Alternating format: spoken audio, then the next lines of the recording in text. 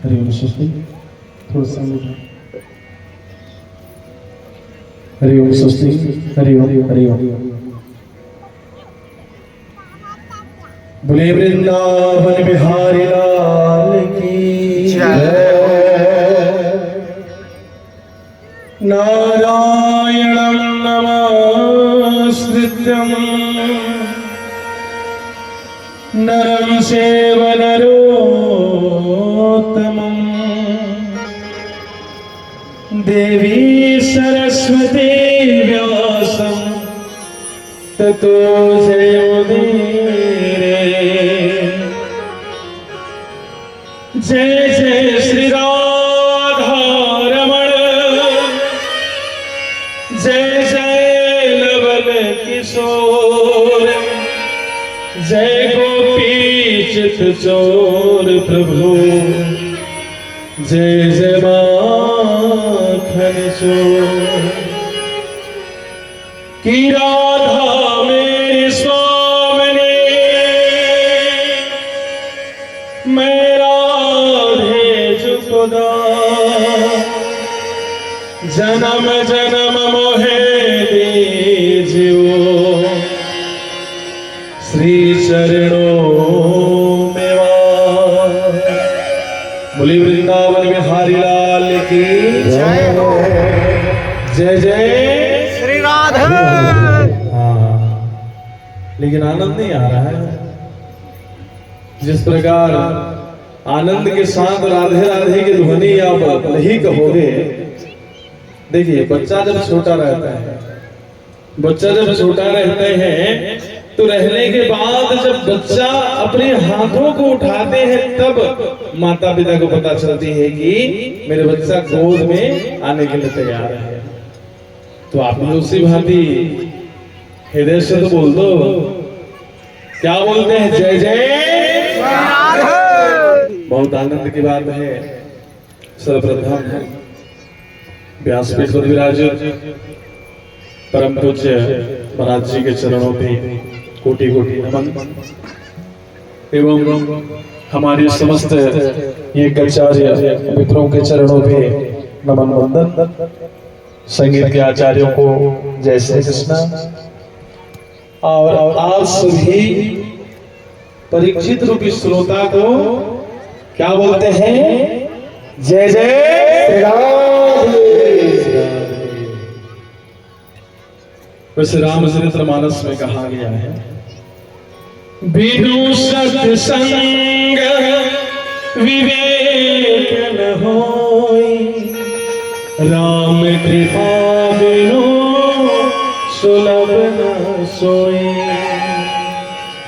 आप सब जानते हैं कि मानो फरवरी महीने में प्रभु कृपा से मुझे आदेश हुआ और आप ही के समस्त ग्रामवासी हमारे संगी महाराज जी दिलीप हुए और शिव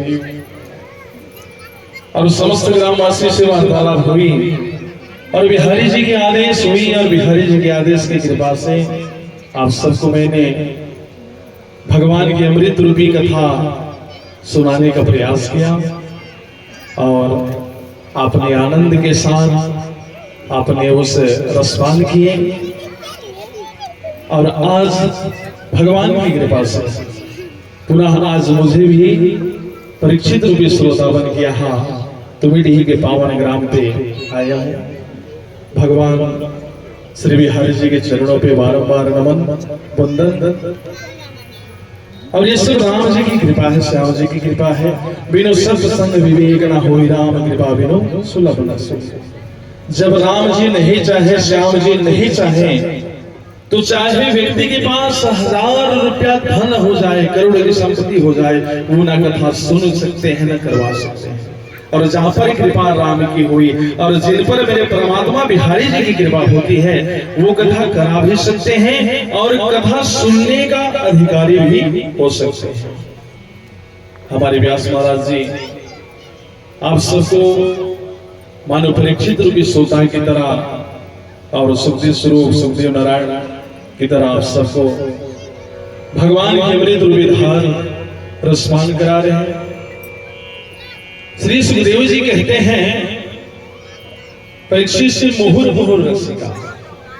कुछ लोग के मन में आता है महाराज अभी तो फरवरी में कथा श्रवण किए हैं, तो वही कथा तो अभी इस महीने हो रही है, तो कथा को क्यों सुने, क्योंकि हमने फरवरी में श्रवण कर चुके हैं।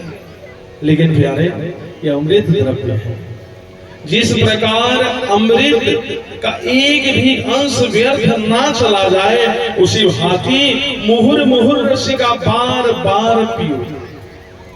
जिस प्रकार से परमात्मा कृपा से एंटीडोट है, और इसे आप बार बार जब भी रसपान करो, मानो आपका कोई तबीयत खराब नहीं होगा और उजेला बढ़ता जाएगा। आप मानो तो देवता से भी पूजनीय हो। कारण महाराज जी ने आप सबको अवगत कराए होंगे कि जब राजा परीक्षित को 7 दिवस की मृत्यु का श्राप मिला, देवता अमृत कलश लेके आए, और अमृत कलश लेके आए तो सुखजीव जी डांट प्रकार के भेज दिए। बोले आप सौदागर बन के आए हो, यदि आप ऐसे ही आके इनको पिला देते तो मैं पीने की आज्ञा दे देता, लेकिन आप सबको सौदागर बन के आए हो, ये सौदा नहीं होता। तो मानो उसी समय परीक्षित श्री सुखदेव जी से पूछते हैं कि महाराज अमृत और कथामृत में क्या विशेषताएं हैं। सुखदेव जी कहते हैं परीक्षित यदि आप अमृत का पान करोगे तो दीर्घजीवी हो जाओगे, कथामृत का रसपान करोगे तो दिव्यजीवी हो जाओगे। प्यारे आप सब भगवान के अमृत रूपी कथा का रसपान करें और दिव्यजीवी हो जाएं, क्योंकि अमृत का पान करने के लिए कई वर्षों का तप करना पड़ता है, तब जाके बड़ी मुश्किल से कहीं मिलता है तो मिलता है, नहीं तो नहीं मिलता है। और भगवान की कथामृत व्यक्ति कोई संत हो, भाव भक्ति वाला हो, पंडित हो, पुजारी हो, चोर हो, डकैत हो, कुछ भी हो, सबको बिहारी जी एक समान कथा श्रवण कराते हैं।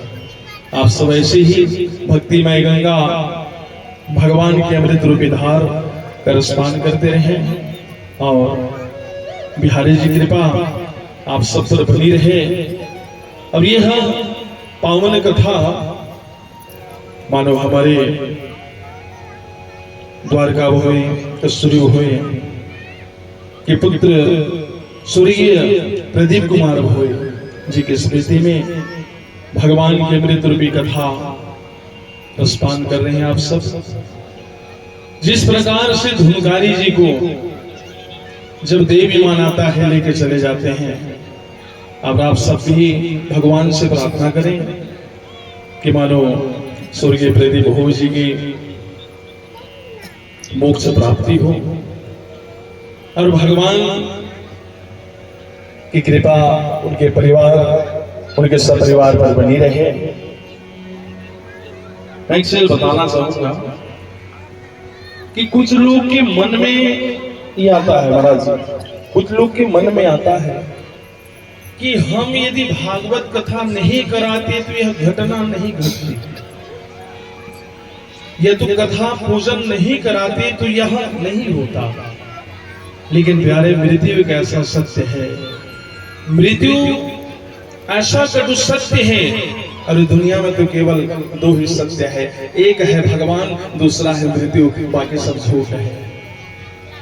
तो मृत्यु जब आती है वो किसी से पूछ के नहीं आती, मृत्यु एक समान ग्रास कर लेती है। कुछ लोग के मन में आता है कि यह पूजा नहीं करते तो ये घटना नहीं घटती, ये नहीं होता, वो नहीं होता, लेकिन परमात्मा जब जिनसे जिन्हें बुलाते हैं बिहारी जी उनको ले ही जाते हैं। और मानो आप धन्य हो, क्योंकि उन्होंने अपना मोक्ष द्वार तो खोल लिया, लेकिन आप सबको भी स्वर्गीय प्रदीप भोई जी ने मोक्ष द्वार खोलने का मौका दिया, क्योंकि यह कथा उनकी स्मृति में हो रही है। तो मानो आप सभी भगवान के अमृत रूपी कथा का रसपान परीक्षित की तरह करें और श्रोता की तरह ना करें, श्रोता की तरह करें। और बहुत बहुत धन्यवाद आप सभी को, आप सभी ने मानो भगवान के अमृत रूपी कथा का रसपान करने का अवसर मुझे भी प्रदान किए। और आप सभी विप्रदेव के चरणों में पुनः नमन बंदन, व्यास जी के चरणों पे संगीत के आचार्य को जय श्री कृष्ण। और इसी के साथ मैं अपना वाणी यही विराम करता हूँ। एक बार मैं चाहूंगा कि हृदय से बोलना है। और क्या बोलना है? से बोलोगे क्या? जरा हृदय से बोल दो, जय जय बोलो ना, राधे भैया जी, राधे भैया जी, राधे राधे। बहुत बहुत धन्यवाद। बोलो श्री कृष्णचंद्र भगवान की जय।